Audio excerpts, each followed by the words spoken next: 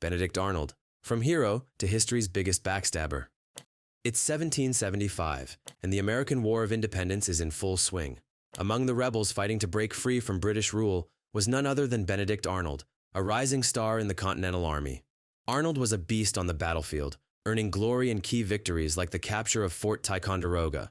His skills and charisma quickly made him a favorite of George Washington himself, and it seemed like Arnold was destined to become one of America's top generals. But here's the catch. Arnold had a bit of an ego. Some folks in the army thought he was too full of himself, while others had their own reasons for blocking his rise. In 1777, Arnold was passed over for a promotion to Major General. Adding salt to the wound, the guys who got promoted had worked under him. Talk about a slap in the face. Feeling betrayed, Arnold tried to quit, but Washington, still believing in him, wouldn't hear of it.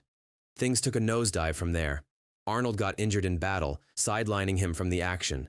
He became the military governor of Philadelphia, where he married Peggy Shippen, a socialite and, a known loyalist with ties to the British. The Supreme Executive Council started sniffing around Arnold, accusing him of shady dealings, financial mismanagement, and even being too cozy with the enemy. Arnold fired back, saying he'd done more for America than anyone gave him credit for, but the damage was done. He was found guilty of minor charges, though Washington gave him little more than a slap on the wrist. What Washington didn't know was that Arnold's loyalty was already cracking. Bitter, in debt, and married to someone with British leanings, Arnold began secretly communicating with British Major John André. When Washington offered Arnold command of the Northern Department of the Army, Arnold turned it down, instead angling for control of West Point, a key strategic fortress.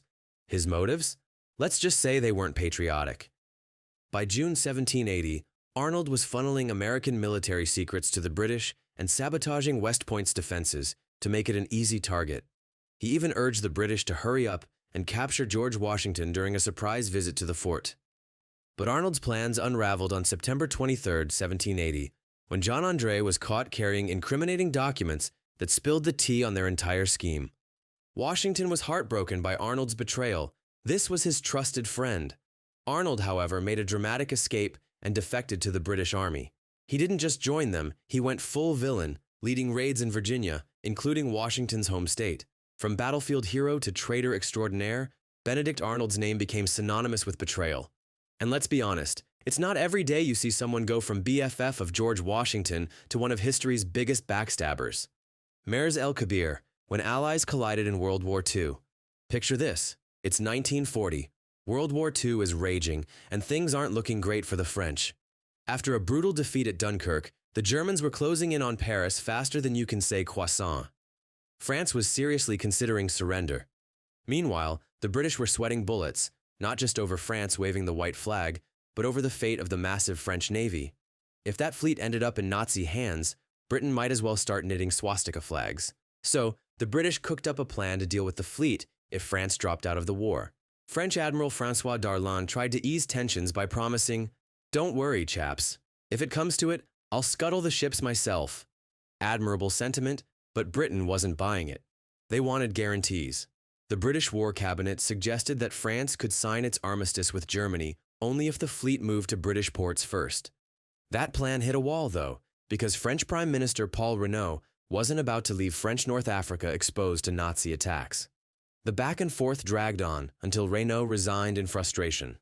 His successor, Marshal Philippe Pétain, signed the armistice with Germany on June 22, 1940, effectively taking France out of the fight. Now Britain was in a pickle. The French fleet had to be neutralized, one way or another. Operation Catapult, led by Admiral Sir James Somerville. The mission: take out the French fleet at Marzel Kabir, a harbor in French Algeria. On July 3, 1940, at precisely 5:54 p.m., the British made their move. The French sailors were probably enjoying a casual evening when, out of nowhere, bombs and bullets started raining down. In just 15 minutes, over 1,200 French sailors lost their lives, and hundreds more were wounded. Several French ships were sunk or seized at British ports. Admiral Somerville reportedly hated every second of it. He even paused the attack briefly to let the French surrender, but when they didn't, he had to press on.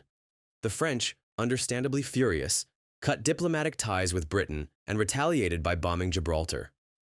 British newspapers called the move a grim necessity, but the damage was done.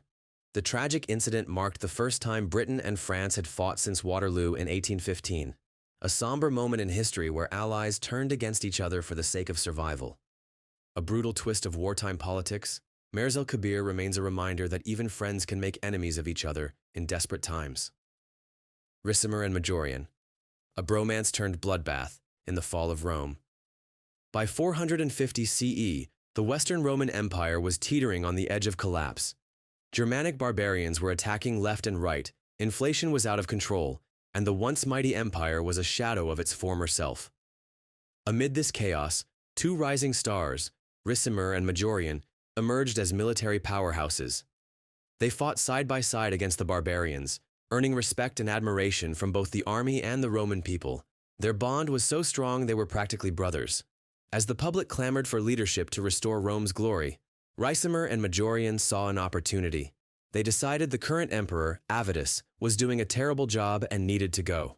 In 457, they took matters into their own hands, overthrew Avitus, and claimed the throne. But here's the catch: only one of them could be emperor.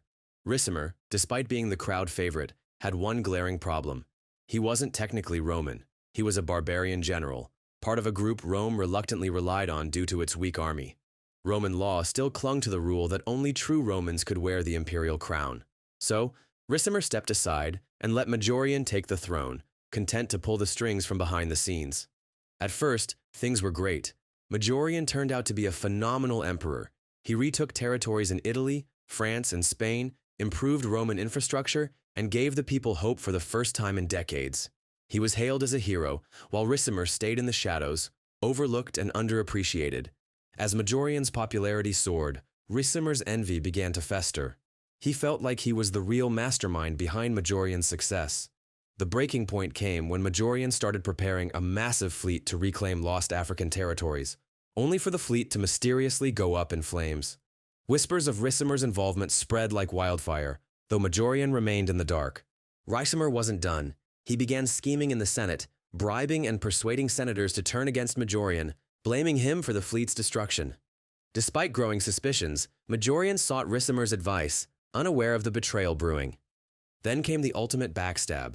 When Majorian met with Risser to discuss the empire's future, Risser ambushed him, his companions, and had him arrested. What followed was 5 days of torture, ending with Majorian's beheading.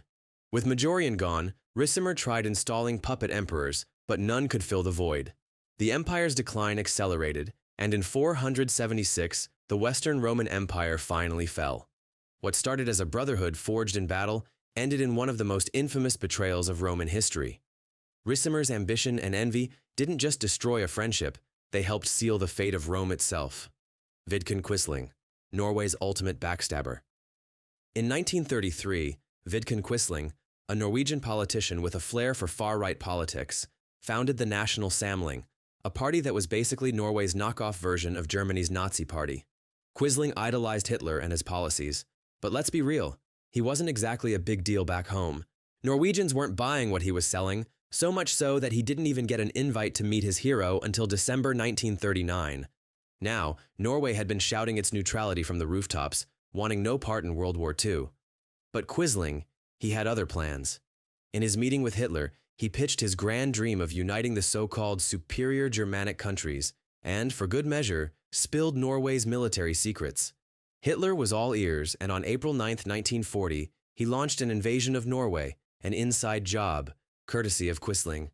Quisling, drunk on his own self-importance, welcomed the Nazis with open arms. Backed by Hitler, he declared himself the head of a new puppet government. But here's the twist.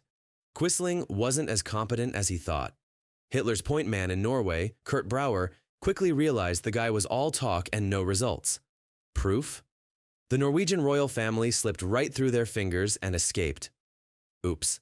Fed up with Quisling's floundering, Hitler yanked him from power and replaced him with Josef Terboven. Despite being sidelined, Quisling kept cozying up to the Nazis, clinging to relevance as his party and influence withered away.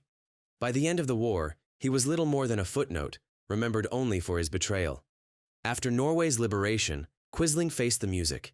He was convicted of treason and executed in 1945. His name, fittingly, became synonymous with traitor in multiple languages. A lasting legacy for the man who sold out his country.